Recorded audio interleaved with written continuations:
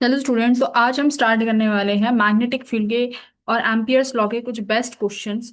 और इसके अलावा और भी वीडियोस आएंगी जिसमें हम motion of charge particle in magnetic field वाले करेंगे, मैग्नेटिक मोमेंट वाले क्वेश्चंस करेंगे। तो हर एक बड़े टॉपिक पे कुछ ऐसे मेन इंपॉर्टेंट क्वेश्चंस हम लोग लेके आएंगे। तो कुल मिला के 4 से 5 लेक्चर होने वाले हैं मैग्नेटिज्म में। मैग्नेटिज्म के बाद हम स्टार्ट कर देंगे अपना नया चैप्टर अल्टरनेटिंग करंट। तो उसमें भी हम लोग 2 से 3 वीडियोस लेके आएंगे। तो ये सीरीज चलती रहेगी जिसमें हम लोग मोस्ट इंपॉर्टेंट क्वेश्चंस जो भी अब तक तुम्हारे इस चैप्टर से पूछे गए हैं जेई मेंस में, सारे questions one of the best questions हैं। अगर इतने क्वेश्चंस भी कर लोगे तो तुम्हारा जो कॉन्सेप्ट है, कॉन्सेप्ट तुम्हारा एकदम क्लियर हो जाएगा। कुछ भी ऐसा नहीं बचेगा जो तुम्हारे कॉन्सेप्ट से परे होगा। ठीक है, आओ शुरू करते हैं। तो पहला सवाल देखो क्या कह रहा है। बहुत इंपॉर्टेंट क्वेश्चन है लेकिन बच्चे फिर भी छोटी मोटी गलतियां यहाँ पे कर देते हैं। क्या क्वेश्चन है कि एक लॉन्ग वायर है जिसमें स्टडी करंट फ्लो कर रहा है। ठीक है, उसको हम एक सर्कल में कन्वर्ट करते हैं, बेंड कर देते हैं, जिसमें एक ही टर्न आता है। एंड उस सर्क मतलब आपके पास एक ये लॉन्ग वायर थी। इस वायर को आपने, सपोज कर लो इस वायर में कुछ करंट फ्लो कर रहा होगा, हम मान लेते हैं आई करंट फ्लो कर रहा है इस वायर में। अब इस वायर को तुमने सर्कल में बैंड कर दिया। ठीक है, तो करंट तो अभी भी आई फ्लो करेगा, एक ही टर्न लिया है। अब कह रहा है कि इसके सेंटर पे जो करंट की वजह से जो मैग्नेटिक फील्ड आ रहा है वो सपोज करो बी आ रहा होगा। ठीक है, फिर बाद में आप क्या करते हो, इसी सर्कल को दोबारा बेंड करते हो, लेकिन अब की बार तुमने कितने टर्न्स लिए, तुमने एन टर्न्स लिए। यानी इसी सर्कल को अब आप एन टर्न्स में बेंड करते हो। तो मतलब कि कुछ इस तरीके से आपने बैंड किया होगा। There are N number of turns, correct, इस तरीके से। अब हमारे पास ये एन नंबर ऑफ टर्न्स है। भाई अगर हमारे पास ये लेंथ सेम ही है तो नंबर, अब इसका मतलब कहीं ना कहीं तो कुछ हुआ होगा। इसका मतलब पहले वाले में रेडियस आर थी, तो इस नए वाले की कुछ रेडियस आर डैश हुई होगी। करेक्ट। तो यहाँ पर यही क्वेश्चन है कि सेंटर पे मैग्नेटिक फील्ड क्या होगी जब आपने एन आर डैश यानी जब आपने एन टर्न्स लगा दिए। तो देखो क्या करोगे, मैं इस वाले का निकाल लेती हूँ कि पहले वाले में मैग्नेटिक फील्ड बी दी हुई है। देखो पहले वाले की मैग्नेटिक फील्ड दी हुई है, अगर आप इसको एक ही टर्न में करते हो तो आपके पास सेंटर पे मैग्नेटिक फील्ड बी आती है। क्या हमारे पास मैग्नेटिक फील्ड का फॉर्मूला है कि सर्कल के में अगर हमारे पास एक कॉइल में करंट फ्लो करता है तो उसके सेंटर पे कितना मैग्नेटिक फील्ड आता है। बिल्कुल हमारे पास फॉर्मूला है।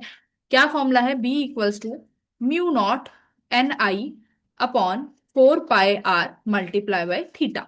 ठीक है, थीटा इज द एंगल। तो अगर ये किसी भी आप सर्कुलर के लिए लगा सकते हो, आर्क है या कोई आपके पास सेमी सर्कल है, तो अगर आपके पास थीटा एंगल है तो आप थीटा रखिए, आपके पास उस सर्कुलर कॉइल के लिए मैग्नेटिक फील्ड सेंटर पर आ जाएगा। तो यहाँ पे देखो पहले वाले केस में मेरे पास एन की वैल्यू तो 1 है और थीटा कितना है, पूरा सर्कल, इसका मतलब पूरा कितना है 2 पाई।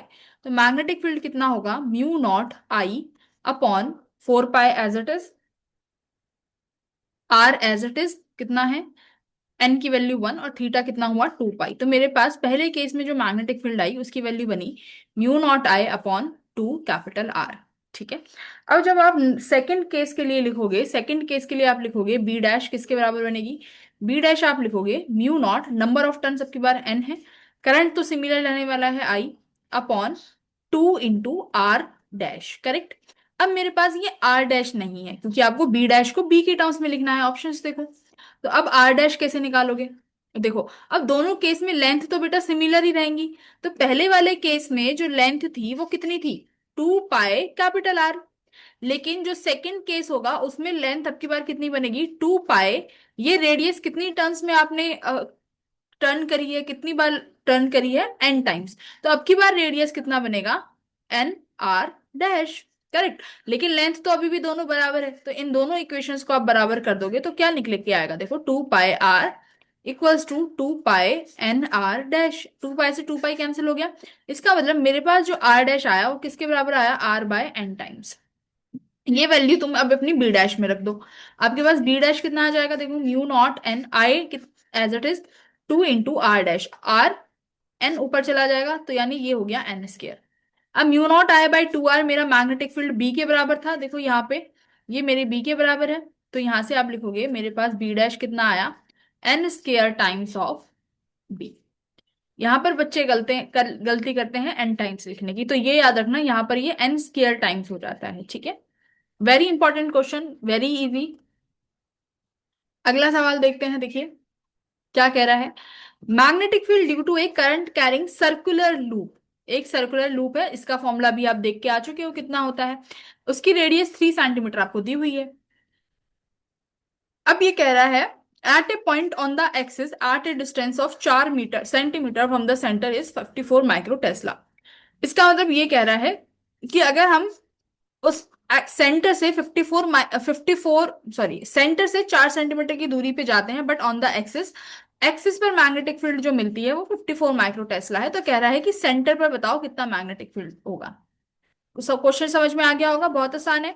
क्या कह रहा है, हमारे पास ये कॉइल है, इस कॉइल की रेडियस दी हुई है आपको 3 सेंटीमीटर। ठीक है, एक सेंटर से 4 सेंटीमीटर की दूरी पे सपोज किसी पॉइंट पी पे, एक्सियल पॉइंट पे कितना मैग्नेटिक फील्ड आ रहा है, इस पी पॉइंट पे मैग्नेटिक फील्ड आ रहा है कितना बेटा, 54 माइक्रो टेस्ला। अब ये कह रहा है हमें सेंटर पे बता दो कितना होगा, तो आपके पास क्या एक्सियल पॉइंट पे मैग्नेटिक फील्ड है। फॉर्मूला है कि अगर हमारे पास कोई भी एक सर्कुलर कॉइल है, सर्कुलर कॉइल में करंट फ्लो कर रहा है सपोज आई, तो उसके एक्सियल पॉइंट पे मैग्नेटिक फील्ड क्या होगा। तो बी एक्सियल का फॉर्मूला हमारे पास है क्या, mu naught N I R square, R is the radius correct, by 2 into R square plus x square की पावर 3/2। तो एक्सियल का फॉर्मूला मुझे दिया ही हुआ है 54। यहाँ पे मेरे पास आर की वैल्यू कितनी है 3, और एक्स क्या हो जाता है बेटा, एक्स होता है सेंटर से लेके जिस पॉइंट पे आपको फील्ड निकालनी है, यानी ये पी पॉइंट, ये पी पॉइंट हमें कितना है 4 सेंटीमीटर, तो एक्स की वैल्यू कितनी है 4 सेंटीमीटर करेक्ट।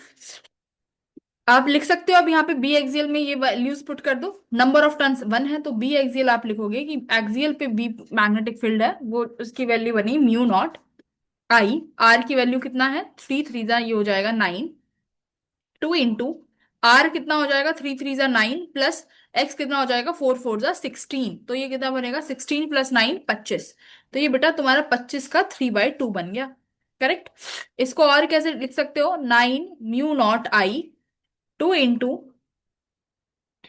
3/2 को क्या लिख सकते हो 25 एज इट इज, और फिर 25 का 1/2 यानी 5, तो यहाँ पे मैंने लिख दिया इसको 5 करेक्ट। तो यहाँ से बी एक्सियल का फॉर्मूला इसको कल सॉल्व करोगे तो एक्सियल पे बेटा आया 9 म्यू नॉट आई, 5 2 10, और 25 तो ये हो गया 250 करेक्ट। एक्सियल पे कितना दिया हुआ है 54 माइक्रो टेस्ला। ठीक है, अब हम सेंटर पे देख लेते हैं कि मेरे पास सेंटर पे क्या फॉर्मूला होता है। तो मैग्नेटिक फील्ड के सेंटर पे फॉर्मूला होता है mu naught I upon 2 R, R is what radius, तो रेडियस कितनी है म्यू नॉट आई अपॉन 3, तो 3 2 6, तो ये मेरे पास रेडियस है करेक्ट। तो एक काम करते हैं, यहां से बी एक्सियल की वैल्यू निकाल लो कि ये मेरे पास कितना आया बेटा, एक सेकंड, 5 2 10 और 25 दूनी 250 ऊपर 9। ठीक है बढ़िया, ग्रेट। ये 9 कितने टाइम्स कट जाएगा इस 54 पे, 9 टाइम्स कितने पे 6 पे, ये 6 टाइम कट गया।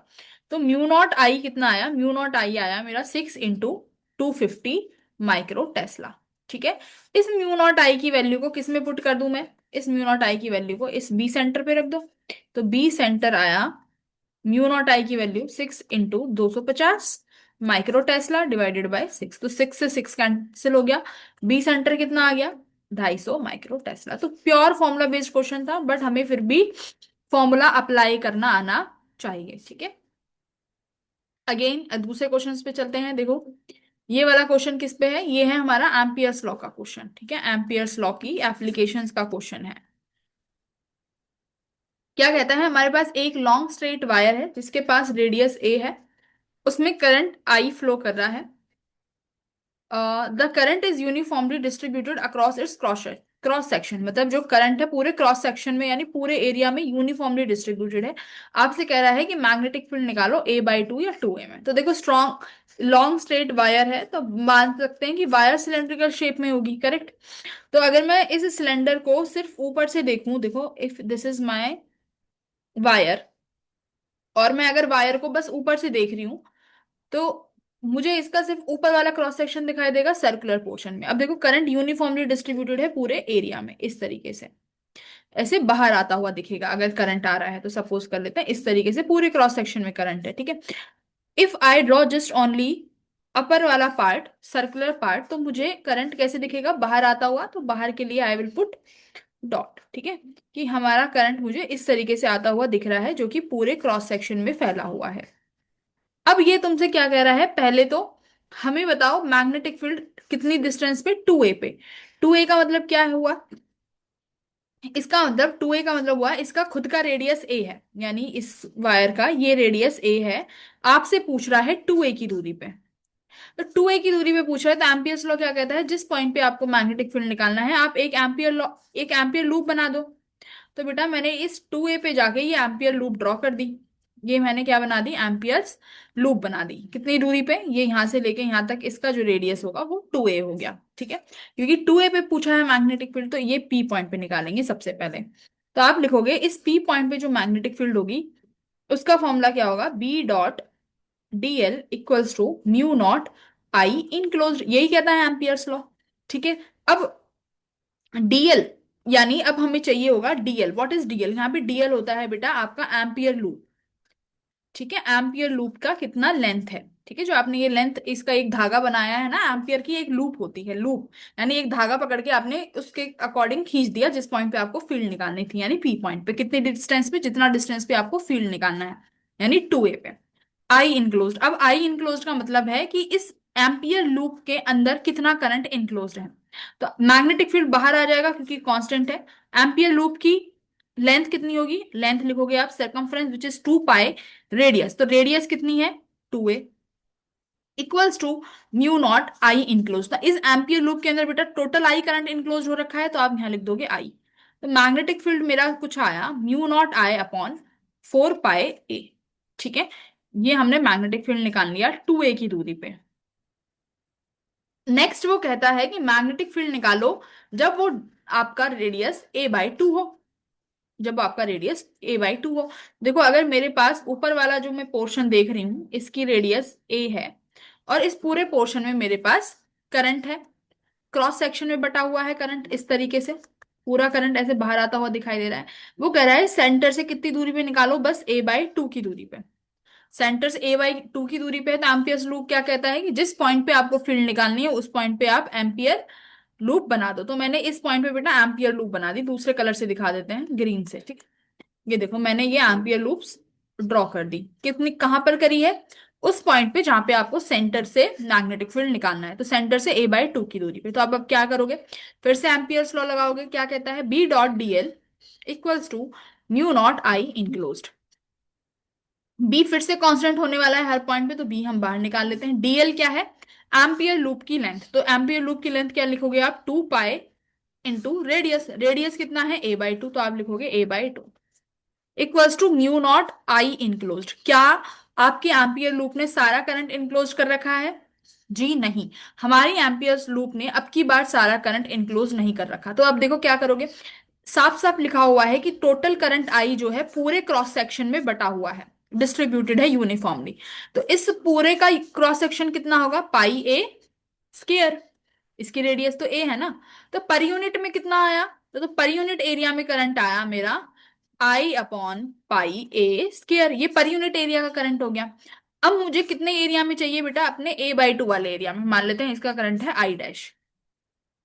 तो ये आई डैश इस क्या करोगे आप, आई अपॉन पाई ए स्क्वायर, मुझे जितने एरिया में चाहिए मैं उतने एरिया से मल्टीप्लाई कर दूं। देखो मेरे पास पर यूनिट का आ गया कि पर यूनिट एरिया में current I by pi a square है, तो जिस एरिया का चाहिए, अब किस एरिया का चाहिए मुझे, पाई इंटू इस एम, जिस ना इस एम्पियर लूप के अंदर है, यानी उस क्रॉस सेक्शन का, तो कितना रेडियस कितना है उसका a/2 का होल स्क्वायर। तो ये कितना हो जाएगा, देखिए बेटा I upon pi a square multiply pi a square by 4, ये से ये कैंसिल हो गया, यानी आई डैश आया I/4। तो इसको इस वैल्यू में पुट करो, आप लिखोगे magnetic field 2 pi a/2 equals to mu naught current enclosed, current कितना एनक्लोज्ड है I/4। देखो इस 2 से ये 2 कैंसिल हो गया, तो मैग्नेटिक फील्ड तुम्हारे पास आया mu naught I upon 4 into pi ए, इधर आ जाएगा, यानी ये मेरा आया a/2 वाले पे, ऑप्शन नंबर 2। तो देखो बेटा दोनों में केस में मैग्नेटिक फील्ड आया कितना सेम, जरा देखो इस सेकंड को और इस वन को, म्यू नॉट आई बाय 4 पाई ए, और इनके रेशो निकालने की बात करी थी, तो दोनों का रेशो डिवाइड कर दोगे कितना आ जाएगा, बी ऑप्शन, दोनों का रेशो 1 आ जाएगा, करेक्ट। इजी, समझ में आया, इजी पीजी था। Again a very good question, बढ़िया सवाल है, मजा आएगा करने में। देखो, क्वेश्चन पढ़ने में देखने में डिफिकल्ट सा लग रहा है लेकिन है बहुत इजी। अब तुम पढ़ के आ चुके हो कि इस क्वेश्चन को करना कैसे है। क्या कह रहा है, एक हेल्महोल्ट्ज कॉइल है हमारे पास, has a pair of loops each with n turns and a radius R. दो पेयर हैं, मतलब एक दो पेयर हैं इस लूप के, हर एक के पास एन टर्न्स हैं, कोएक्सियली रखे हुए हैं, और इनके जो सेंटर से सेंटर की दूरी है वो आपको कैपिटल आर दी हुई है, ठीक है। दोनों में सेम अमाउंट का करंट फ्लो कर रहा है आई, और दोनों के करंट की डायरेक्शन भी सेम है, देखो इन द सेम डायरेक्शन, तो सेम डायरेक्शन में भी फ्लो कर रहा है। अब क्या कह रहा है कि मैग्नेटिक फील्ड आपको निकालनी है इस पी पॉइंट पे, और पी पॉइंट कहाँ है, ए और सी के बीचों बीच। तो ए और सी देखो पी पॉइंट के बीचों बीच तो है, लेकिन अगर मैं सिंपल मान लो इस कॉइल वन की बात करती हूँ, तो कॉइल वन के लिए अगर आप पॉइंट पी पे फील्ड निकालोगे तो वो कौन सा पॉइंट होगा, axial point. This is your axial point. Similarly अगर आप कॉइल सेकंड के लिए पी पर मैग्नेटिक फील्ड निकालोगे, यानी पी पॉइंट तो बाहर आ गया, तो बाहर आया यानी ये क्या होगा, सेकंड के लिए भी एज अ एक्सियल पॉइंट काम करेगा। मेरे पास बी एक्सियल का फॉर्मूला होता है mu naught N I are square 2 × r² plus x²। तो इसका मतलब मैं फर्स्ट वाली कॉइल की वजह से मैग्नेटिक फील्ड निकालूं ये फॉर्मूला लगा के, सिमिलरली सेकंड की वजह से मैग्नेटिक फील्ड निकालूं यही फॉर्मूला लगा के, और फिर चेक करूं कि दोनों की डायरेक्शन सेम आ रही है या अलग आ रही है। एग्जैक्टली यही तो करते हैं कि हमारे पास इस पी पॉइंट पे दो की वजह से मैग्नेटिक फील्ड आएगी, पहली वाली कॉइल की वजह से भी और दूसरी की वजह से भी। अब हमें डायरेक्शंस देखनी है कि हमें करना क्या है, ऐड करना है, सबट्रैक्ट करना है, एग्जैक्टली क्या करना है। तो देखो, पहली वायर में भी सेम करंट है, दूसरी में सॉरी पहली लूप में भी सेम करंट है और सेकंड में भी, और इवन डायरेक्शन भी सेम है। तो इसका मतलब पी पॉइंट पे दोनों की वजह से जो मैग्नेटिक फील्ड आएगी उसकी डायरेक्शन क्या आने वाली है, उसकी डायरेक्शन आने वाली है सेम, करेक्ट, क्योंकि दोनों में same current and in same direction, same direction में भी है, तो इसका मतलब मैग्नेटिक फील्ड पी पॉइंट पे कैसे आने वाली है, सेम डायरेक्शन में आने वाली है। तो सेम डायरेक्शन में आते हैं तो क्या करना पड़ेगा, ऐड करना पड़ेगा। तो बी नेट आप लिखोगे, बी नेट जो पी पर आएगी मैम, फर्स्ट कॉइल की वजह से और सेकंड कॉइल की वजह से जो है उसका ऐड करना पड़ेगा, करेक्ट। अब मेरी बात ध्यान से सुनो, इस ए पॉइंट से पी पॉइंट तक की दूरी r/2 हो जाएगी, सिमिलरली यहां से ये दूरी r/2 हो जाएगी, देखो ध्यान से सुनना, करेक्ट। इसमें भी n नंबर ऑफ टर्न्स है, इस वाले में भी क्या n नंबर ऑफ टर्न्स है, इसमें भी आई करंट है, इसमें भी आई करंट है, दैट मीन्स दोनों चीजें सेम है। तो बी नेट होगा कितना, आप लिखोगे बी नेट जो होगा 2 टाइम्स हो जाएगा, 2 times of mu naught N I r² upon 2 × R² plus x² की पावर 3/2, सेम ही तो है, r सेम है, x सेम है, एवरीथिंग इज सेम। तो बस आपको यहाँ पर फॉर्मूले पुट करने हैं, सारी वैल्यूज हैं आपके पास, आप आराम से इस क्वेश्चन को आई थिंक आराम से सॉल्व कर लोगे मेरे प्यारे बच्चों। 2 से देखो 2 कट जाएगा, म्यू नॉट बचेगा यहाँ पे, कैपिटल N बचेगा, आई बचेगा, रेडियस कितना हो जाएगा, देखिए आप खुद बताओ, दोनों कॉइल के लिए रेडियस कितना है, आओ देखते हैं यहाँ पे।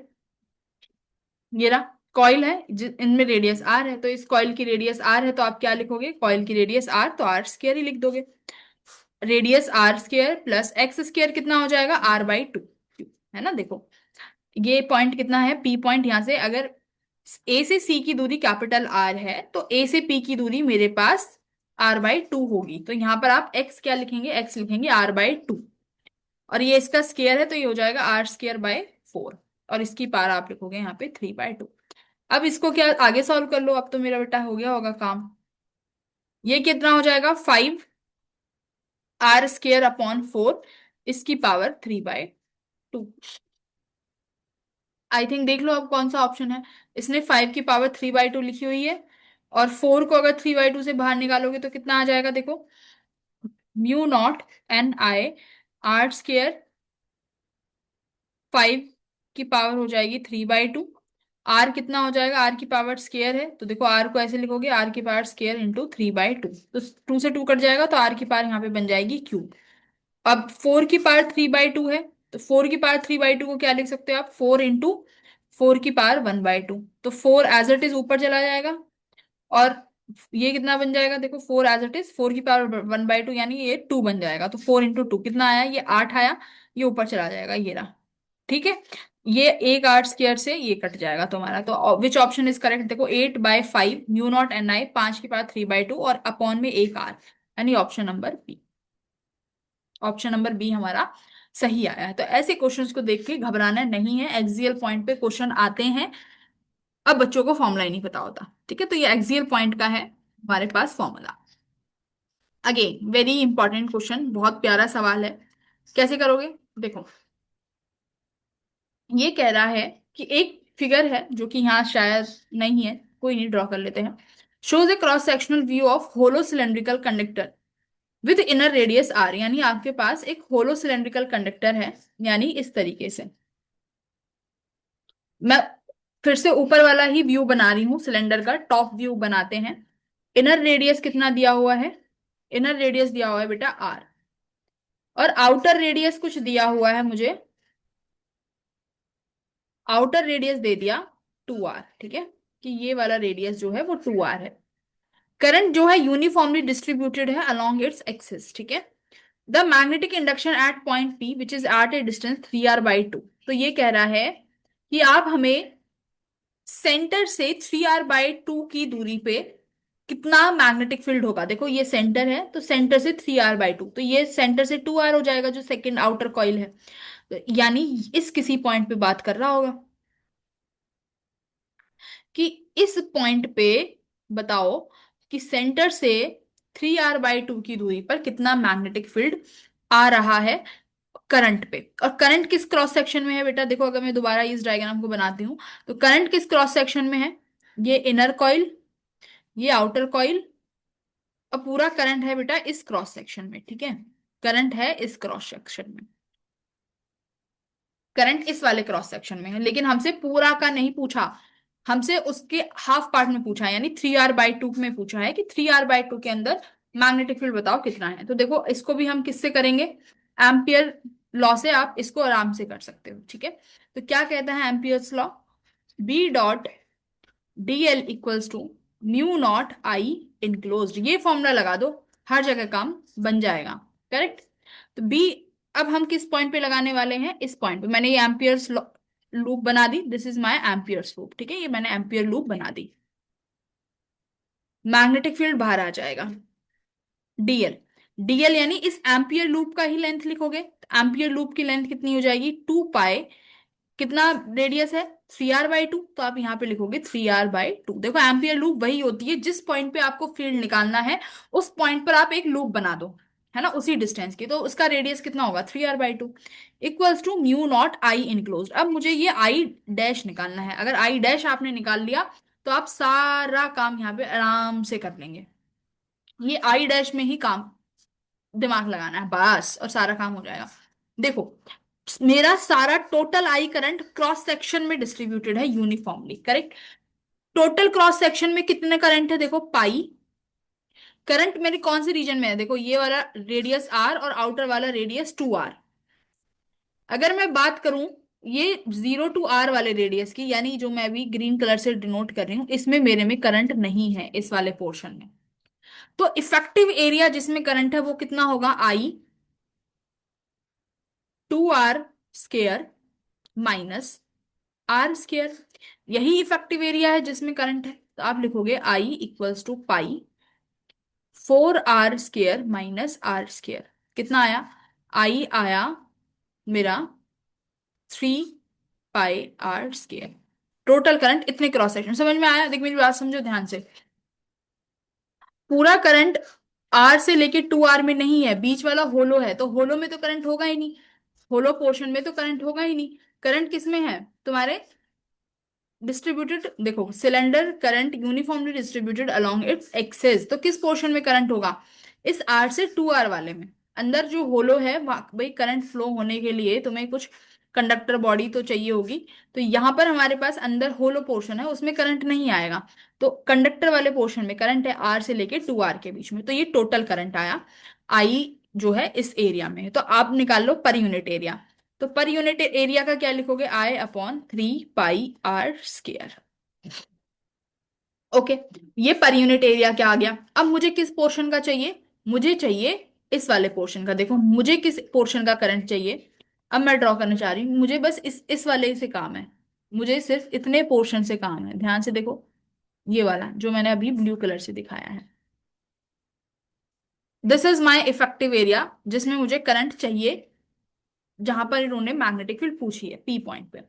तो अब इसके लिए आप आई डैश निकालने के लिए इस एरिया से मल्टीप्लाई करोगे, तो आई डैश क्या लिखोगे, current per unit area 3 πr² multiply by effective area, जो मैंने ग्रीन ग्रीन बनाया है। तो इस ग्रीन के लिए भी आप क्या करोगे, देखो पाई, ये वाले की रेडियस कितनी है, 3r/2 का होल स्क्वायर। इसमें से अभी मैं क्या माइनस करूं, अगर तुमने 3r/2 ले लिया ना, तो इसका मतलब बेटा आपने जो होलो पोर्शन है ना ये वाला, ये भी काउंट कर लिया। विच होलो पोर्शन, एक सेकेंड मैं इसमें और कलर ड्रॉ करके दिखा देती हूँ आपको, व्हाइट कलर दिखा देते हैं। दैट मीन्स आपने जो ये व्हाइट पोर्शन वाला है ना, आपने ये भी ले लिया, और इसमें तो मेरे में करंट है ही नहीं, तो ये वाला r² मैं यहां से माइनस करूंगी। I hope understand, I hope you guys understand this. तो आई डैश देखो मेरा बेटा क्या बनेगा, इफेक्टिव आई डैश ये बना मेरा, पाई से पाई कट जाएगा, I/3 capital R² multiply 9r² upon 4 minus r², correct. तो ये बना I/3r², 4 5r² अपॉन 4, करेक्ट। यही बना, r² से r² गया, कितना आया, 5/12 I, ये आया मेरा I dash. I hope understand है। इस वाले इक्वेशन को, आई डैश को आप किस में पुट कर सकते हो, इस आई डैश को बेटा आप इक्वेशन नंबर 1 में रख दो, जो ये मैंने अभी यहाँ पे बनाया है, ये वाला पोर्शन, ठीक है। कितना बनेगा देखो, B = ये 2 से 2 कट जाएगा, तो ये आया मेरा 6 πr, इस वाले 2 से आपने ये वाला 2 काट दिया, = μ0, आई डैश कितना आया, 5/12 I, करेक्ट। आया समझ में। अब फिर से क्या करोगे, B = μ0, 5 μ0 I अपॉन, ये आ जाएगा यहाँ पे 12 × 6 πr, तो 5 अपॉन, ये कितना बना, 5/72 πr μ0 I, ये वाली इक्वेशन बनेगी यहाँ पे। आई थिंक, एक सेकेंड ये देख लेते हैं मैंने क्या किया है। हाँ, DL 2 π, ठीक है, R हमारा 3r/2 हो गया, 2 से 2 गया, ओके 2 से 2 कट गया, तो ये सिर्फ 3 πr बचेगा। This thing is only 3 πr, this is only 3 πr, ठीक है, ये 3 आ जाएगा सिर्फ, ये 3। तो कितना हुआ, 3 × 2 = 6, 3 × 1 = 3, 36, ठीक है। थ्री, ये थोड़ा सा आंसर आ जाएगा, ये थोड़ा 5/36 πr। ओहो,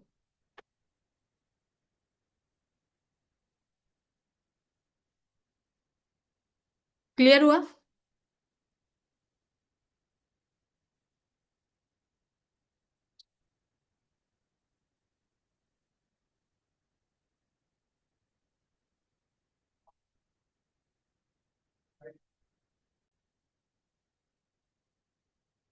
ठीक है, तो व्हाट हमारा आंसर आया है, 5/36 πr।